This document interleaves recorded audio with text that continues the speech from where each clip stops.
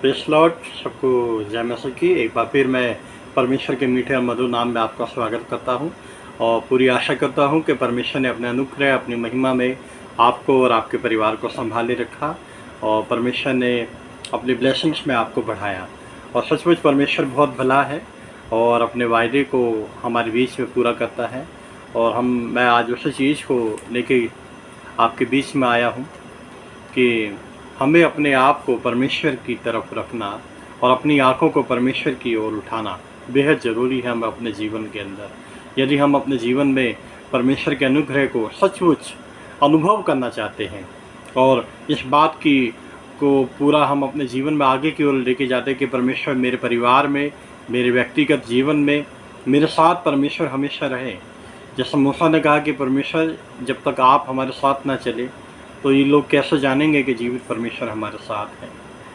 सचमुच ये इच्छा जब हमारे जीवन में होती है तो परमेश्वर हमारे जीवन में कार्य करता है, बहुत अद्भुत रीतियों से कार्य करता है। वो कार्य परमेश्वर के अनुभव को, परमेश्वर की उस अद्भुत प्रेम को हमारे जीवन के अंदर दिखाती है कि हमें अपनी आंखें हमेशा परमेश्वर की ओर उठा के रखनी है। चाहे कितनी भी गहरी समस्या क्यों ना हो, कितनी विकट समस्या क्यों ना हो, क्या सारी चीज़ों से हम हार मान चुके हैं, पर परमेश्वर के ऊपर जो लोग भरोसा रखते हैं, जो व्यक्ति चलता है, परमेश्वर उसको ज़रूर विश्राम देता है। ये बात को हमें अनुभव करना है और आज आपके बीच में मैं इसी ही वचन को लेके आया हूँ और उसके द्वारा हम सीखेंगे कि परमेश्वर के उस गहरे और अद्भुत प्रेम को जो परमेश्वर ने हमारे रख जोड़ा है। और आपके बीच में एक विश्वासी जन का विश्वास हमेशा प्रभु के ऊपर होना चाहिए, अपने जीवित और सामर्थ्य परमेश्वर के ऊपर, जो उद्धार करता परमेश्वर यहोवा है, खुदावंद यीशु मसीह, बिना उसके कहीं पे भी उद्धार नहीं है। ये हमारा एक अटल विश्वास होना चाहिए अपने परमेश्वर के ऊपर। और इसी को हम आगे करते हुए पढ़ेंगे मरकुस रचित सुसमाचार और उसका 10वां अध्याय, मरकुस रचित सुसमाचार उसका 10वां अध्याय 46 से 50 तक के। परमेश्वर हमेशा, हमें इस बात को अनुभव और सीखना है कि परमेश्वर हमेशा हमारे विश्वास के अनुसार कार्य करता है। हम प्रार्थनाएं तो बहुत करते हैं, हम परमेश्वर से प्रार्थनाएं तो बहुत करते हैं, उन चीज़ों को लेके जाते हैं कि बहन आप हमारे लिए प्रार्थना कर दो, पैसों जी आप हमारे लिए प्रार्थना कर दो, भाई आप हमारे लिए प्रार्थना कर दो। तो परमेश्वर उस प्रार्थना में आपके विश्वास को ढूंढता है। यदि आपको विश्वास नहीं है प्रार्थना के अंदर के जो कुछ आपने परमेश्वर से बातचीत करी है, तो परमेश्वर आपके लिए कार्य नहीं करता। और ये बहुत अच्छा मैसेज है, इसके द्वारा हम सीखेंगे कि परमेश्वर कैसे हमारे विश्वास के द्वारा कार्य करता है। जी। वे यरीहो में आए और जब वह और उसके चेले और एक बड़ी भीड़ यरीहो से निकलती थी, तब तिमाई का पुत्र बरतिमाई, एक अंधा भिखारी, सड़क के किनारे बैठा था। वह यह सुनकर कि यीशु नासरी है, पुकार पुकार कर कहने लगा, हे दाऊद की संतान, यीशु मुझ पर दया कर। बहुतों ने उसे डांटा कि चुप रहें, पर वह और भी पुकारने लगा, हे दाऊद की संतान, मुझ पर दया कर। तब यीशु ने ठहर कर कहा, उसे बुलाओ। और लोगों ने उस अंधे को बुलाकर उससे कहा, ढाढ़स बांध, उठ, वह तुझे बुलाता है। वह अपना कपड़ा फेंक कर शीघ्र उठा और यीशु के पास आया। हाँ, बहुत बहुत अच्छी बात यहाँ हम सीखने को मिलेंगे इस मैसेज में। एक विश्वासी जन का विश्वास यहाँ पे, और परमेश्वर यीशु मसीह यरीहो के ये किनारे पे चल रहे, झील के किनारे पे, और वो अपने अंतिम यात्रा की ओर हैं। उनके चेले बहुत से लोग उनके साथ हैं और जब वो आगे की ओर बढ़ रहे हैं तो एक ये भिखारी जो जन्म से अंधा है,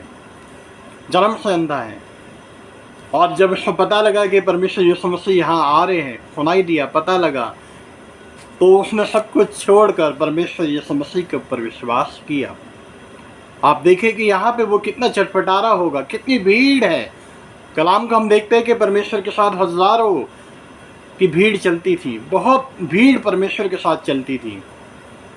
और वो सब विश्वास है यहाँ पे कि परमेश्वर यीशु मसीह मेरे पास है, और बहुत से विश्वासी वहाँ पे है, पर वो उसको दाऊद की संतान ग्रहण नहीं कर रहे। पर वो व्यक्ति वहाँ बोला, है दाऊद की संतान, तू मुझे चंगा कर सकता है। सचमुच एक विकट पर एक जन्म से जो व्यक्ति ऐसा है जो परेशानियों में है, बहुत से लोग उसको रोक रहे हैं, बहुत से लोग उसको धक्का दे रहे हैं, बहुत से लोग ये कह रहे हैं कि तू वहाँ जा ही नहीं पाएगा भैया, बहुत भीड़ है, कहाँ जाएगा तू आगे।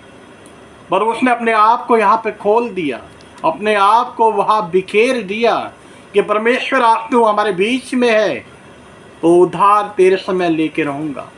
ये प्रार्थना, ये विश्वास हमारे बीच में होना चाहिए। कभी कभार हम सालों से परमेश्वर के साथ चल रहे हैं, परमेश्वर को महसूस करते हैं, पर कभी हम उसको वो दर्जा नहीं देते।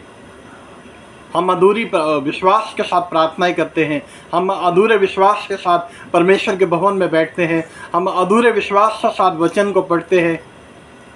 तो मेरे भाइयों, मेरे अजीज़ों, आपको ब्लेसिंग्स भी अधूरी ही मिलेंगी। ये बहुत कड़वा सच है। इस चीज़ को हमें आज एक्सेप्ट करना है कि परमेश्वर, हाँ मैं गलत हूँ, मेरे से ये मिस्टेक, गलती हुई है। आज आप परमेश्वर को संपूर्ण मन से, संपूर्ण अपने हृदय से, अपनी आत्मा से अपना उद्धारकर्ता ग्रहण करें कि परमेश्वर जो भी परिस्थिति मेरे जीवन में है, परमेश्वर तू मुझे उद्धार दे।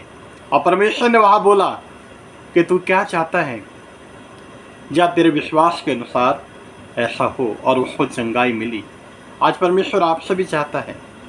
परमेश्वर को अधूरा विश्वास आपका मिलता है, अधूरापन आपके जीवन में मिलता है, तो परमेश्वर का हृदय बहुत दुखित होता है। आज हमें संपूर्ण मन से परमेश्वर की ओर आने की ज़रूरत है और सीखने की ज़रूरत है। ये चाहे हमारे जीवन में कोई भी परेशानी हो, कैसे भी हो, बहुत से लोग हमें उन बातों की तरफ रोकते हैं। शैतान बहुत शैताना बाना हमारे बीच में बुन देता है कि ऐसा ना करो, ऐसा हमें व्यस्त कर देता है।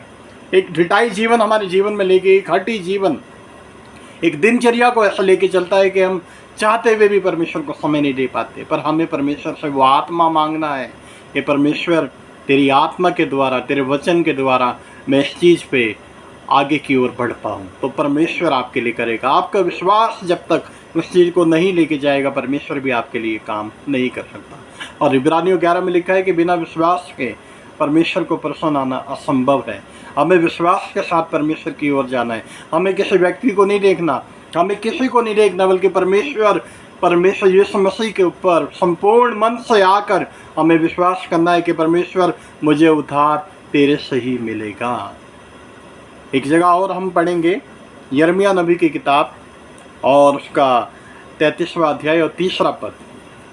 मुझसे प्रार्थना कर, हाँ, और मैं तेरी सुनकर तुझे बड़ी बड़ी और कठिन बातें बताऊंगा जिन्हें तू अभी नहीं समझता। सचमुच जब तक आप परमेश्वर से दर्शन नहीं मांगेंगे, जब तक आप परमेश्वर से वो हृदय नहीं मांगेंगे, अपने आप को समर्पित नहीं करेंगे, जब तक आप इस कलाम को भी नहीं समझ सकते, परमेश्वर की इच्छा को नहीं हम जान सकते। हमें परमेश्वर से प्रार्थना कर दे। 19 साल का था यिर्मयाह, यहाँ पे हम देखते हैं एक अल्लड़ सा लड़का घबरा रहा है कि कैसे मैं इस्राएलियों को संभालूंगा, कैसे इतने बड़े कौम को मैं आगे लेके चलूंगा। परमेश्वर ने कहा कि तू मुझसे प्रार्थना कर।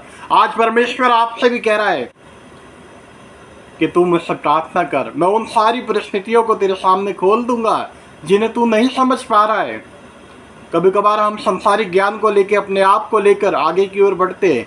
शैतान हमें मजबूर कर देता है, हमारे को ऐसा वो दर्शा देता है कि सब कुछ जो है वो मैं ही हूँ, मेरे ही कारण हो रहा है। हम अपने आप को ही आगे लेके चलते हैं कि मैं जो सोच रहा हूँ, मैं जो बोल रहा हूँ, मैं जो कर रहा हूँ, वो सब कुछ मेरी ही मेहनत है। नहीं, हमें परमेश्वर से ज्ञान को मांगना है।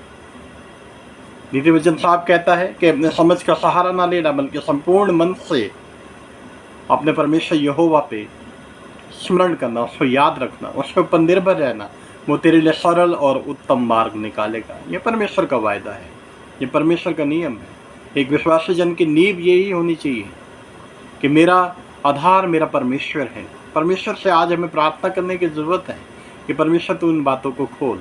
एक जगह और पढ़ेंगे, जिसमें यिर्मयाह 29वां अध्याय और 11वां पद। यिर्मयाह 29वां अध्याय और 11वां पद, इस पर हम पढ़ेंगे। क्योंकि यहोवा की यह वाणी है कि जो कल्पनाएं मैं तुम्हारे विषय करता हूँ, हाँ, उन्हें मैं जानता हूँ। हाँ, वे हानि की नहीं वरन कुशल ही की हैं। हाँ, और अंत में तुम्हारी आशा पूरी करूँगा। हाँ, ये बहुत इम्पोर्टेंट बात है, समझने की ज़रूरत है। ये हम कल्पनाएँ कब समझ पाएँगे परमेश्वर की? कभी-कभार हम अपनी ही एक लिस्ट को लेके परमेश्वर के सामने जाते हैं। परमेश्वर मेरे लिए ऐसा हो जाए, मेरे परिवार के लिए ऐसा हो जाए, ऐसा हो जाए, वैसा हो जाए। पर कभी-कभार हमें इस चीज़ को सोचने की ज़रूरत है कि परमेश्वर से हमें अपने जीवन में परमेश्वर की इच्छा को भी माँगना ज़रूरी है। और उसकी कल्पनाएँ वो कहते हैं मैं तुम्हारे विषय में जो करता हूँ वो हानि की नहीं है, कुशल की है। वो कल्पनाएँ हम कब समझेंगे?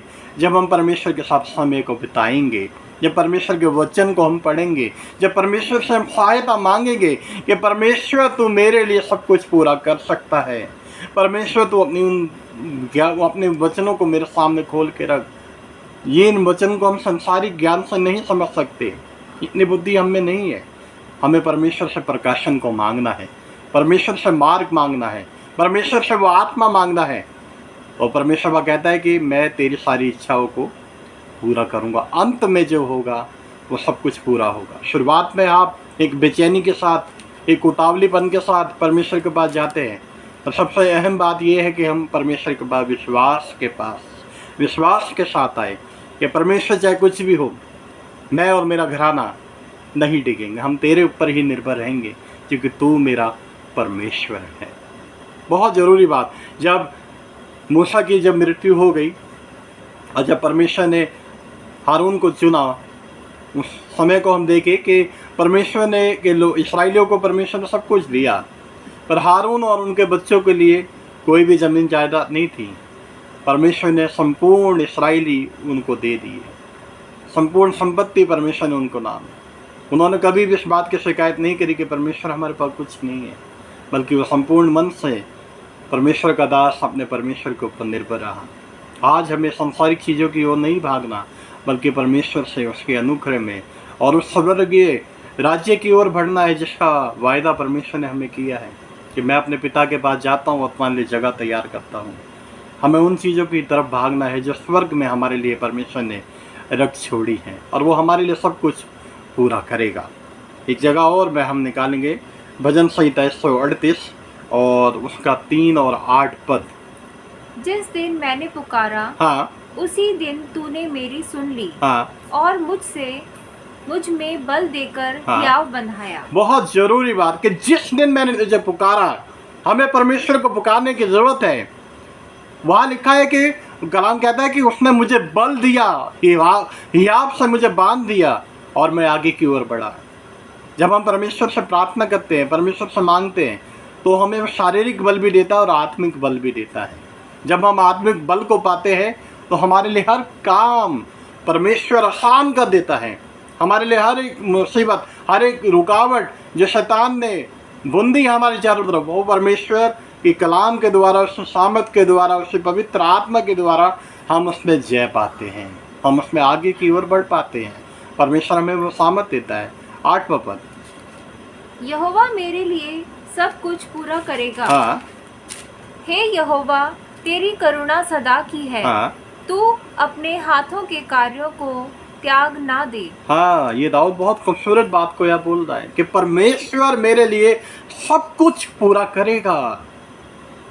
दाऊद की बहुत अच्छी आदत थी, ये नियम था उसके जीवन में बचपन से कि वो संपूर्ण मन से परमेश्वर के ऊपर निर्भर रहता है।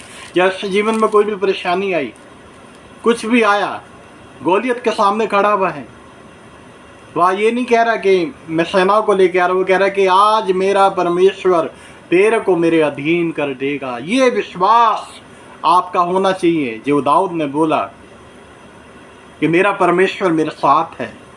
उसको ना घोड़ों का भरोसा था, ना सैनिकों का भरोसा था, ना उस लश्कर पे वो निर्भर था, वो अपने परमेश्वर यहोवा के ऊपर निर्भर था। आज आपको और मेरे को सोचने की ज़रूरत है कि आज हम परमेश्वर के ऊपर निर्भर हैं, यानी या संसारिक लोगों के ऊपर, संसारिक सोच के ऊपर हम निर्भर हैं।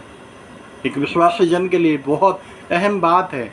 आज तक बहुत से काम आपके नहीं हो पाएंगे, बहुत से प्रार्थनाओं को आप लेके चल रहे हैं, पर मैं आपको विश्वास दिलाता हूँ कि जब आप परमेश्वर को अपने आगे आप रखेंगे तो परमेश्वर आपके लिए सब कुछ पूरा करेगा।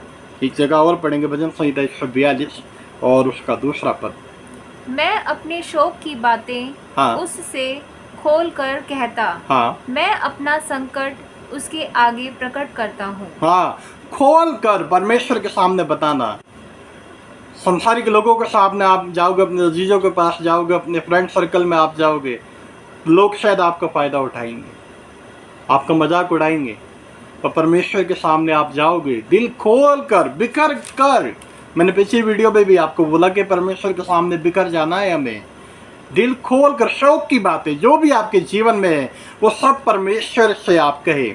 नया नियम हमें इस बात को सिखाता है कि जब तू प्रार्थना करे तो तू कोठरी में जा, अकेले में परमेश्वर से प्रार्थना। खुदावंद यीशु मसीह जब अपने दिन की शुरुआत करते थे तो अति भोर सूरज उगने से पहले वो अपने चेलों से अलग हो जाते थे और पहाड़ पे चले जाते रहे, प्रार्थना करते थे निरंतर। उनका नियम था ये। वो दिन भर की सामत परमेश्वर से मांगते थे। दिन भर जो उन्होंने काम करना है, दुष्ट आत्माओं से लड़ना है, दुष्ट आत्माओं के विरुद्ध में कार्य करना है, दुष्ट शक्तियों के विरुद्ध में कार्य करना है, उन तमाम चमत्कारों को करना है, उसके लिए परमेश्वर से सामत मांगते थे कि परमेश्वर आज पूरा दिन मैं तेरे साथ हूँ। और जब वो सारी चीज़ों को ख़त्म करके आते थे वो फिर अपने चेलों से दूर होकर फिर पहाड़ की तरफ चले जाते थे और प्रार्थना करते थे। परमेश्वर के साथ गहरा संबंध हमें स्थापित करना है। जब तक हम परमेश्वर के साथ गहरा संबंध स्थापित नहीं करेंगे हमारे जीवन में काम, परमेश्वर के अद्भुत काम असंभव हो जाते हैं। हमारी प्रार्थनाएं वो रिजल्ट नहीं लेके आती, हमारी आराधना करना वो रिजल्ट नहीं लेके आती। परमेश्वर चाहता है कि मेरी इच्छा के अनुसार सब कुछ हो। परमेश्वर की इच्छा को आप पहला स्थान दीजिए। मैं गारंटी देता हूँ कि परमेश्वर आपके लिए कार्य करेगा। ऐसा कोई भी काम नहीं है। परमेश्वर का वचन साफ कहता है कि जो बातें मनुष्य के लिए असंभव है पिता परमेश्वर यहोवा के लिए संभव है। पर वो जब संभव होगा जब हम परमेश्वर को मौका देंगे। यदि हम मौका ही नहीं देंगे तो कैसे कार्य होगा।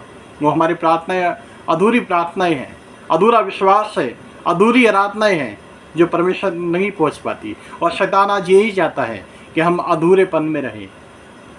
एक जगह और निकालिए मेरे साथ, भजन संहिता 145 और उसका 18वां पद।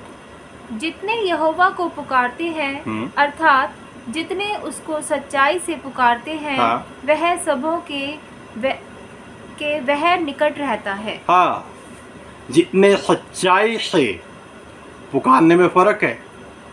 परमेश्वर ने यह बताया पुकारने में फ़र्क है। एक वो पुकार है जब हम पूरी मन से कर रहे हैं, दबाव में आके कर रहे हैं, और एक वो है जब सच्ची आराधना कर रहे हैं जैसा दाऊद करता था। कलाम को आप पढ़े तो वह साफ लिखा है कि दाऊद इतना खो जाता था, इतना मगन हो जाता था कि उससे कपड़े तक फट जाते थे, उसको होश नहीं रहता था। परमेश्वर की आराधना में ऐसा जाना, मगन होना, परमेश्वर में लोलीन हो जाना, अपने आप को संपूर्ण मन से समर्पित कर देना, परमेश्वर को वो ग्रहण योग्य है। भजन संहिता 62 और उसका 8वां पद भी इसी बात को कहता है। हे लोगों, हर समय उस पर भरोसा रखो जी, उससे अपने अपने मन की बातें खोल कर कहो। खोल कर कहो। परमेश्वर हमारा शरण स्थान है। हाँ, कहाँ है हमारा शरण स्थान? आज हमने अपना शरण स्थान किसको दे रखा है? आज हमने अपने जीवन में स्थान किसको दे रखा है? ये सोचने की ज़रूरत है। या संसार के लोगों को, या अपने दिनचर्या को? आज हमें परमेश्वर को वक्त देना बहुत ज़रूरी है और दिल खोल कर संपूर्ण मन से परमेश्वर के पास आना जो तो परमेश्वर हमारे लिए सब कुछ पूरा कर देगा। ये परमेश्वर का वचन है, क्योंकि परमेश्वर सच्ची आराधना को चाहता है। परमेश्वर सच्चाई के साथ चाहता है कि वो आपके बीच में आकर कार्य करे। हमें भी मौका देना है परमेश्वर को कि परमेश्वर हमारे बीच में आए और सारी चीज़ों को दूर करे। चाहे परिस्थिति कुछ भी हो, आप डैनियल नबी से सीख सकते हैं, यूसुफ से आप सीख सकते हैं। कुछ भी परेशानियां रहीं पर वो परमेश्वर से के ऊपर ईमान बनाकर उन्होंने रखा। मौत तक भी उनके जीवन में आ गई, तमाम एक पीड़ाओं को वो सह रहे हैं, पर उन्होंने परमेश्वर के अलावा किसी को भी ग्रहण नहीं किया। आज हमें भी उस परिस्थिति को देखने की ज़रूरत है अपने जीवन में। आज अपने आप को आकलन करने की ज़रूरत है कि क्या मेरा ईमान, मेरा विश्वास, मेरी प्रार्थना, मेरी आराधना करना, हमारा फेलोशिप में जाना उस तरीके से है जैसा परमेश्वर चाहता था। जैसे पहली कलीसिया थी, पहली की कलीसिया में सब संपूर्ण मन से एक मन होकर प्रार्थना करते थे। उनकी सारी चीज़ें सांझे की थी, दुख सुख प्रार्थनाएं, मिलना जुलना, हमारा सब एक होना चाहिए। एक मन के साथ हम परमेश्वर के समीप हम आए। अय्यूब की किताब और उसका 22वां अध्याय और 27वां पद, बहुत अहम बात है ये यहाँ पे। जी तू उससे प्रार्थना करेगा हाँ। और वह तेरी सुनेगा हाँ और तू अपनी मन्नतों को पूरी करेगा। हाँ, मन्नतों को, जो बातें आपने सोची है, बहुत सी बातें ऐसी जो आपके हृदय में है, आप किसी को साथ शेयर नहीं कर सकते। कुछ दुख ऐसा है, कुछ परेशानी ऐसी है, कोई कंडीशन अभी इस समय ऐसी है आपके जीवन में जो आप शेयर नहीं कर सकते, आप घबराते हैं, उस चीज़ को आप लेके नहीं जा सकते, तो परमेश्वर के सामने आप रखिए। परमेश्वर आपके लिए सब कुछ पूरा करेगा। परमेश्वर का वायदा है कि तुम मेरे समीप आओगे, मैं तुम्हारे समीप आऊँगा। तुम एक कदम मेरी ओर बढ़ाओगे, मैं 7 कदम तुम्हारी ओर बढ़ाऊँगा। ये परमेश्वर का वायदा है। परमेश्वर कभी ना धोखा देता है, ना कभी वो ऊँघता है। उसका हाथ इतना छोटा नहीं है कि आपको छू ना सके। वो सचमुच आपसे प्रेम करता है, उसका वायदा है। वो कहता है कि मैं तुम्हारे द्वार पर खटखटाता हूँ, जो मेरी आवाज़ सुन के अपने हृदय का द्वार खोलेगा, मैं उसके बीच में आऊँगा। आज परमेश्वर हमारे लिए अपने आप को लाने के लिए तैयार है। उसने उस कलवरी के ऊपर सारी चीज़ों को पूरा कर दिया। हमारी सारी बीमारियों को, हमारी सारी परेशानियों को उसने सह लिया है। अब पतरस कहता है कि उससे मार खाने से, उससे कोड़े खाने से हम चंगे होते हैं। और परमेश्वर यीशु मसीह ने भी इस बात को कहा, जब उन्होंने अपने प्राणों को त्यागा, उससे पहले एक बात को उन्होंने बोला, ये सब कुछ पूरा हुआ। सचमुच परमेश्वर ने हमारे लिए सब कुछ पूरा कर दिया है। वह हमें उसमें विश्वास करना है और आगे की ओर बढ़ना है, तो परमेश्वर हमारे लिए सब कुछ पूरा करेगा। नीति वचन 23वां अध्याय और 18 और 24 पद। क्योंकि अंत में फल होगा हाँ। और तेरी आशा ना टूटेगी। हाँ, तेरी आशा ना टूटेगी। अंत में जो फल होगा, शुरुआत हमारी चाहे कैसे भी हुई हो, और हम जब उस विश्वास में बढ़ते चले जाते हैं, जब हम आगे की ओर बढ़ते चले जाते हैं, तो परमेश्वर अंत हमारे लिए भलाई के लिए करता है। जैसा हमने यिर्मयाह नबी पे पढ़ा, अभी बताया वहाँ पे कि अंत में तेरा आशा ना टूटेगी और सब कुछ मैं तेरे लिए पूरा करूँगा। ये परमेश्वर का वायदा है। कभी कभार हम शुरुआत को देख के घबरा जाते हैं। शैतान हमें शुरुआत में ही रोक देता है, क्योंकि वो जानता है कि जब ये परमेश्वर में आगे बढ़ेंगे और मैं इनके बीच में कार्य नहीं कर पाऊँगा, मैं अपने उन तमाम योजनाओं को पूरा नहीं कर पाऊँगा। और जब हम परमेश्वर में आगे बढ़ते चले जाते हैं, ईमान में आगे बढ़ते चले जाते हैं, प्रार्थनाओं में जब हम आगे बढ़ते हैं, वचन में जब हम पक्के होते चले जाते हैं, तो हम शैतान की योजनाओं को समझ जाते हैं। शैतान घबरा जाता है, भाग जाता है, क्योंकि शैतान एक विश्वासी जन से बहुत घबराता है, और एक विश्वासी जन शैतान के विरुद्ध में खड़ा हो जाता है। और वो आप उस व्यक्ति के साथ परमेश्वर खड़ा है, अपने स्वर्गदूतों को लेके, अपनी सामत को लेके, और वो शैतान को दूर भाग खड़ा करता है। चाहे कुछ भी हो, आज हमें परमेश्वर के सामने जाने की ज़रूरत है, अपने आप को परमेश्वर को सौंपने की ज़रूरत है। आखिरी वचन हो पढ़ेंगे 24वां अध्याय, नीति वचन 24वां अध्याय और 14वां पद। इसी रीति बुद्धि भी तुझे वैसी ही मीठी लगेगी। हाँ। यदि तू उसे पा जाए, हाँ। तो अंत में उसका फल भी मिलेगा मिलेगा। और तेरी आशा ना टूटेगी। यस, तेरी आशा ना टूटेगी। बुद्धि, कलाम कहता है कि घर बुद्धि से बनता है। आज हमें परमेश्वर से वो समझ मांगने की ज़रूरत है। ये मैं नहीं कह रहा, ये कलाम इस बात को कह रहा है। और सबसे इम्पोर्टेंट बात को हमें समझना है कि जब परमेश्वर हमारे बीच में रहकर कार्य करता है, तो सारी चीज़ें हमारे लिए सरल हो जाती हैं।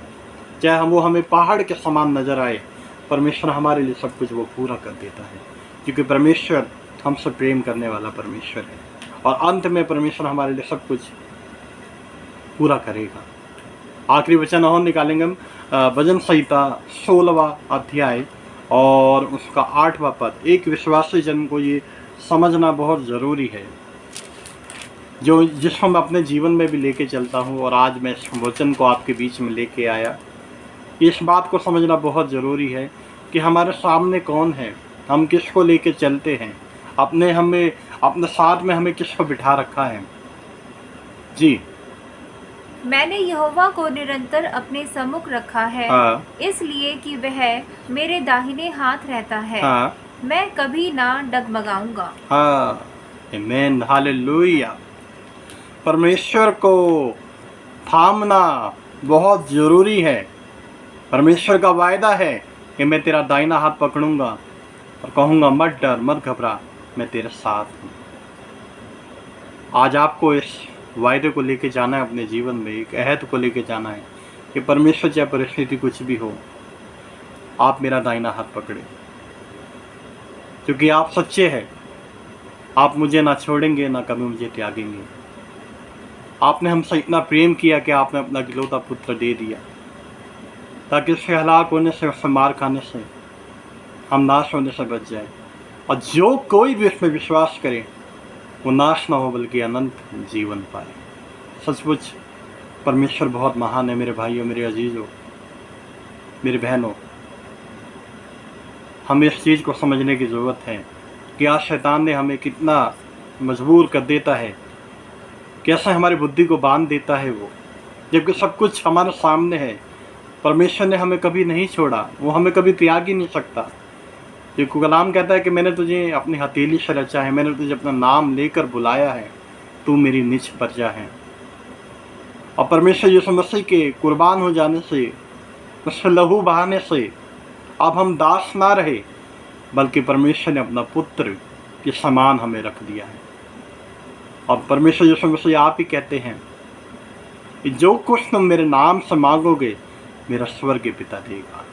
आज हमें परमेश्वर से परमेश्वर की इच्छा को अपने जीवन में मांगना है, परमेश्वर की सामर्थ को मांगना है, परमेश्वर को उस आत्मा को मांगना है कि परमेश्वर मैं तेरे कलाम के अनुसार चल सकूं। कठिन है, पर परमेश्वर उसके लिए मार्ग आपको देगा।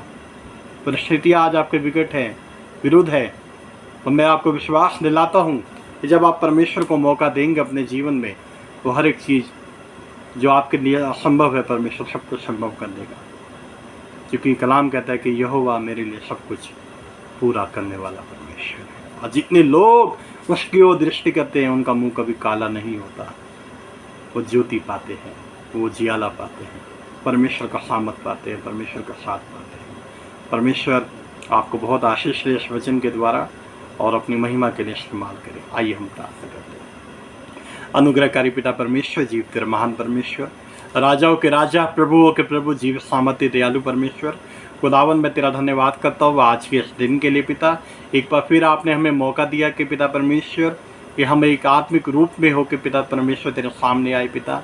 खुदावन मैं प्रार्थना करता हूँ पिता इस वीडियो का, वो पिता परमेश्वर जो जो लोग देखे पिता, इस वचन को जो जो सुने पिता, आप उनके हृदयों को, उनके आत्माओं को खुदावन भेजने वाले होने पाए पिता। आप बड़े, हम घटे पिता परमेश्वर। आपका कलाम और आपका सामर्थ इन परिवारों में व्यक्तिगत रूप से पिता परमेश्वर इनके बीच में कार्य करने वाला होने पाए।